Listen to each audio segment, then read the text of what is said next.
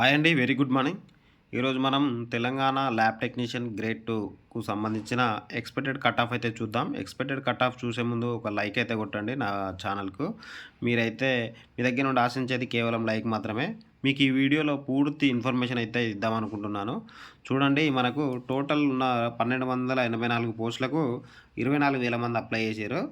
ఎగ్జామ్‌కి అటెండ్ అయిన వాళ్ళు 23,329 మంది. అప్రాక్సిమేట్లీ 1:18 అయితే కాంపిటీషన్ అయితే ఉన్నారు. దీన్ని బేస్ చేసుకొని అయితే ప్రతి జోన్‌కి ఎంతమంది కాంపిటీషన్ ఉన్నారు అనేది అయితే మీకు ఇక్కడ క్లియర్‌గా రాసి అయితే ఉంచాను. కాంపిటీషన్ ఏ జోన్‌కి ఎంతమంది ఉన్నారు అనేది.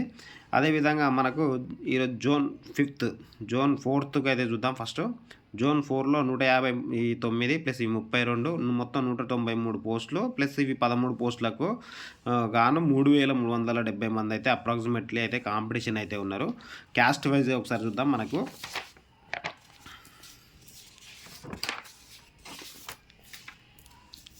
చూడండి, ఇక్కడ క్యాస్ట్ వైజ్ ఉన్నది. 5th జోన్లో మనకు ఓపెన్లో ఇవి 43, ఇక్కడ 5, 43 ప్లస్ 48, 48 ప్లస్ ఇవి 6, మొత్తం 54. అలా నేను ఒక మొత్తం మీద మీకు రాసి అయితే ఉంచాను.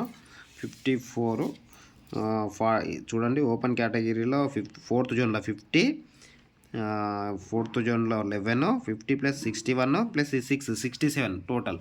చూడండి, నేను మీకోసం గ్యాదర్ చేశాను ఇన్ఫర్మేషన్. 4th జోన్లో ఓపెన్లో మొత్తం 67 పోస్టులు అయితే ఉన్నాయి.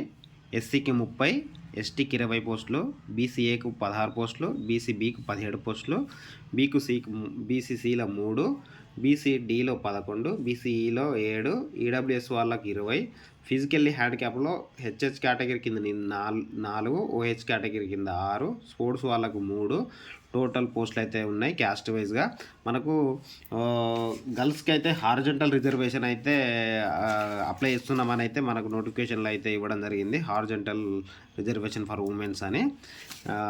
మనకు టోటల్ వచ్చేసి 3,370 మంది అయితే కాంపిటీషన్ ఉన్నారు. ఒక పోస్టుకి అయితే 18 మంది అయితే తలబడుతున్నారు. చూసుకోవచ్చు. మనము ఇప్పుడు ఎక్స్‌పెక్టేషన్ కట్ ఆఫ్ అనేది భారీగా ఉండకపోవచ్చు. అంటే ఉండకపోవచ్చు అని కాదు, వెయిటేజీ 20 మార్క్స్ కలిసిన వాళ్ళకైతే 100% జాబు.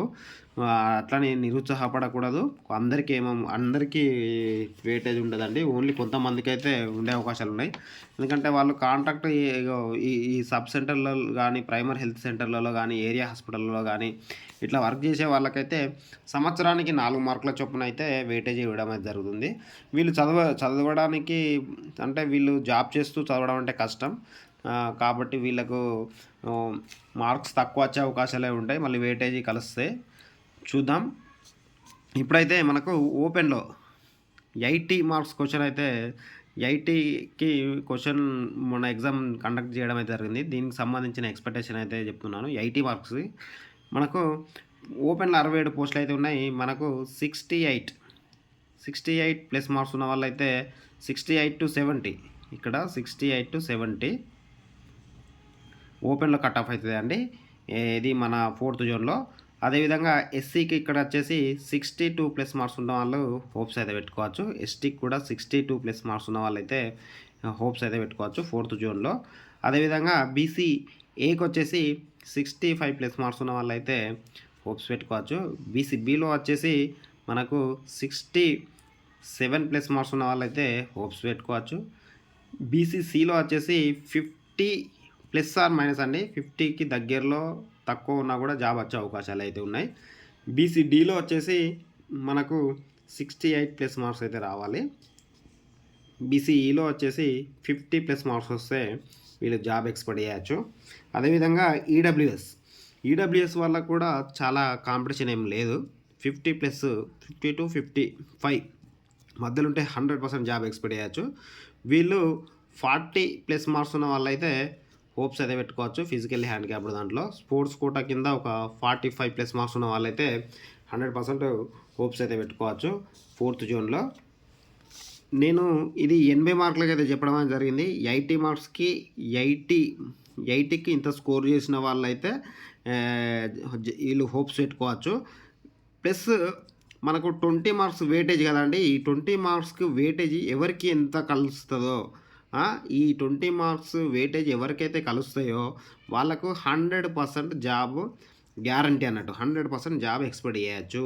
ఎవరికైతే ఈ వెయిటేజ్ మార్కులు కలవకుండా ఉన్నాయో వాళ్ళకైతే 50 ఛాన్సెస్ అన్నట్టు. అర్థమైందా అండి? 50 ఛాన్సెస్. వెయిటేజ్ మార్కులు కలిసే వాళ్ళకు 100% జాబ్ ఎక్స్‌పెక్ట్ చేయొచ్చు.